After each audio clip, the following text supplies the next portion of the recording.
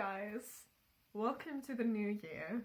I know I've been absent for a while again and I'm really sorry. I was overwhelmed, honestly. I have a lot on my plate still. I'm still dealing with uni and trying to read and doing all the things, and it's a lot. Additionally, I'm still struggling with lighting because I don't get a lot of light in my room, and I try to film on the days where I'm not at work for the time that it's bright during the day. So I only have like 2 days during the week where I can actually film, and if the weather is too bad, it's still too dark outside for me to actually be able to film. I honestly wasn't able for the last few weeks, and now I've figured out this light setup. It's a bit weird. It's definitely not professional lighting at all, but I hope it's bearable. I hope you can see my face sort of well, and if not, I'm really sorry. This is honestly the best I can do right now. But yeah, I thought this first video in the new year and after my little unintentional hiatus, I would talk a bit about my plans for the new year, and I have some books I want to unhaul that I want to show you, and a bunch of books that I got for Christmas that I want to show you. None of these like really warrant a new video, so this is a bit of a mess. Just everything jumbled together, but I hope you still enjoy. First things first, it's complaining hour. It's not. I just wanted to talk about how I've been reading in the past few months, because I did talk a bit about my uni reading and it didn't end up working the way I wanted it to. I tried to read uni work at the same time as I read normal stuff, my novels and everything. That didn't work out. It stressed me out a whole lot, so I ended up just binging all the uni work for that one class I'm taking within like a week. I read all of it and then I went back to my normal reading. So I didn't read for about 2 or 3 weeks in November, December, and then I went back into it like right away, like fully. But I still don't know what I'm gonna do if I have to read more for other things. So I unfortunately can't really tell you a result that is satisfactory, because I don't think any of us want to actually postpone our reading fully until we finished everything. Sorry, that's a bit disappointing probably. I only have like one goal, sort of, and the goal is to read all the books that I currently have on my shelf that I haven't read yet, which sounds worse than it is. There are a bit more than 40 books, I think. Something along those lines, between like 40 and 45 books that I would have to read this year to be able to, you know, finish that, which would be really cool. I'm also going to try and not buy too many books before I've read my old ones, because I do plan on moving out this year, and it wouldn't be too smart to get like a bunch of new books before I then have to declutter and probably unhaul a bit in order to get everything to my new place. So yeah, gonna try and not do that, although I don't know how successful I'm gonna be. But yeah, I have 5 books that I'm unhauling. The first book I've already given away, which is The Casual Vacancy by J.K. Rowling, an adult contemporary. I DNF'd it. I made a video about why I DNF'd it. I have no regrets. Although I did have a really nice yellow cover. I didn't mind that, but the book wasn't really fun for me. So 3 of the other 4 I've actually read. The only one I haven't read is this one, which is a German book. It's non-fiction. It's about communism. The title is What is Communism? So yeah, makes sense. I have no interest in reading this. I thought it would be a cool thing to read. I think I bought it myself at some point. And I came to the conclusion that I have no interest in reading this. The next one is one I've already talked about in a wrap up, like, I think it's in August or September, I'm not sure, which is Small Blümchen by Holly Jane Rollins. We're going to see a pattern with these books. This is YA, sort of historical, but not too far back. It was during the fall of the Berlin Wall, or right after it, and it basically all happens in one day. It's a romantic thing. It was cute. I couldn't really relate to the characters. The story itself, like, you know, it being set in Berlin was interesting. I've been to Berlin a couple times. Couldn't really pinpoint most of the places they went to. I don't think it was for me, really. Like, I don't regret reading it or anything like that, but I don't see myself reaching for it again. So I can just give it away and someone else can try the luck with it. These next 2 are actually some I read in December. So the first one is Mitternachtswandlerin by Carol Snow. It's a YA, it's a bit sort of supernatural. You know, the premise of that is quite funny. and I like, generally, I think I like mixing genres because it makes for an interesting story and an interesting approach to it. There's definitely like this YA, I learned a lesson, and there's also a bit of a love story, question mark. It's definitely like in the romantic corner and like very, 15-year-old type problems, which honestly, yes. But I've realized that that's not something I like reading about nowadays, which is something I should maybe examine. But yeah, it was a fun read. It was interesting. But again, I'm not gonna want to read it again. So someone else maybe wants to. And the last one is Smogel by Neil Smogel, which means cheating, but in a less harsh way, I would say. Just bending the truth. It's a YA story. Again, there's romance elements, but also like friendship elements, and just sort of finding yourself with most YA stories and life lessons and all of that. It was fun. Honestly, I would love to keep this, but I really don't like see myself reading it again, and then having something like that on the shelves makes me unhappy, so I'm not gonna do that. But I really like the cover. I love the mix of like white and different blues. I don't know, I love blue. So there's a fun fact for you. So this is why I really like this cover.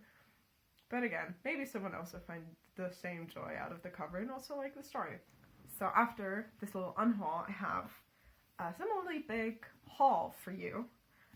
So these are the books I got for Christmas. I got 4 books, and I'm so happy about all of them. The first one I got is Red, White and Royal Blue by Casey McQuiston, and it's so good. I had so much, I laughed so hard at this. There are so many things that worked in this that were like really funny, or really relatable, really all of it. Like I felt all the things reading this. Like I didn't expect to. I was terrified that I was not gonna like it because everybody seems to like it. So I was like, there's no chance this is gonna live up to that, but it sort of did. Honestly, like I loved the mix of like politics and sort of figuring yourself out, and the mix of like figuring your sexuality out, and like the romance. I feel like these days I'm a bit wary of romance, but it was so good and so funny and so cute and so funny. I laughed so like this is exactly my sort of humor. It's clever without being like just like going around insulting people in like a mean way. It's just lovely. It's a good old time. I loved it. I keep thinking about it, and I want to reread it, and I've already finished it. I like only finished it like not even 2 weeks ago. So that's how much I like that. The next 2 are the second and third installment in the Wayfarer series. So if you know The Long Way to a Small Angry Planet, that's book number 2, A Close and Common Orbit, and Record of a Spaceborne Few by Becky Chambers. First of all, how gorgeous is this cover? I'm in love with it. Also, I've started reading this. I'm currently reading it, and it's taking me a long time, but it's just because I'm kind of busy and elsewhere with my mind. But it's so good. And I've come to love this cover. Like, I've been looking at it, and suddenly, like, at first I thought it was so dark, but now it's like, it has the red and like the people, and like, I don't know, I like it. I haven't started this yet, so I can't really say much about it. In each book, yeah, you get to know a different set of characters, and they have completely separate like experiences and very different themes a lot of the time. So the first one, I've heard people say like it has themes of found family. People call it space opera. It's very character driven, and so is this. Like, you're following 2 different stories of 2 separate characters. I would say both of them revolve around the themes of identity and sort of finding yourself, finding out who you are, determining who you are, and finding out what your place in the world can be. Both characters that we get to know are not familiar with the worlds they sort of inhabit. So they learn a lot, which is great because you can learn more about this world, and that's so good. The world Becky Chambers is building is so rich. There's so many species, so many different ways of being a sentient, is that how you pronounce the word? a sentient being. And it's, I don't know, it's just really great. Like, the world building is amazing, and through the eyes of these characters you get to learn more about it. And I'm really interested in, like, sort of learning about, I mean, even imagine sort of different ways of behavior and different ways of communication and just the differences in species. Even though it's a world that doesn't exist, it's so interesting to me and I love learning about it.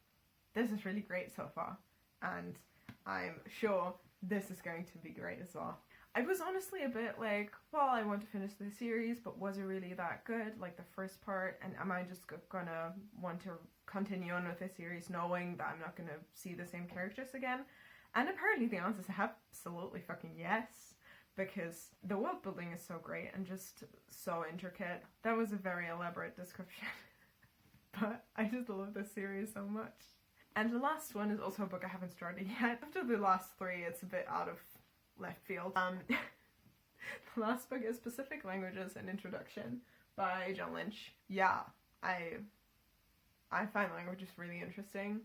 This is like, it's an introduction. I have no idea about linguistics or languages or any of the languages that are going to be talked about in this book, as you can see on the cover.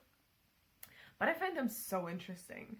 And so I really want to learn about it, and apparently there's like an introduction to linguistics, and then you learn about the history of the languages, and then you're going to learn about the grammar and like the way that they developed and all of that. So yeah, I'm going to report on how well this is for people that don't know shit about linguistics, but I'm really stoked about it.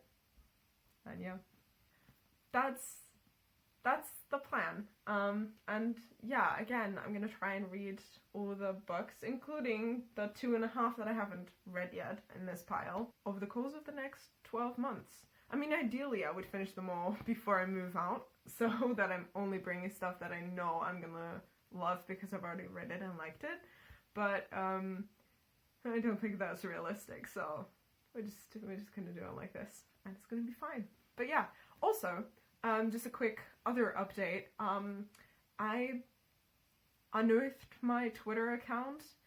It looks really empty right now. Not that eager to fill it again. Like, I'm gonna try and not post as much cringy stuff as I posted, like, between 2015 and 2019. But if you want to follow me on there and like have me scream at you about Red, White and Royal Blue for like all of eternity, feel free to. And if you want to talk about any of the books I'm reading, that would be awesome. Like, if you want to do that, you're very welcome to. And yeah, I'm gonna go tweet now. I'm not gonna plug that anymore though, because I don't like doing that. But I'm gonna put it in my description. So yeah, feel free to chat to me over there. And yeah, hope I see you soon. Bye!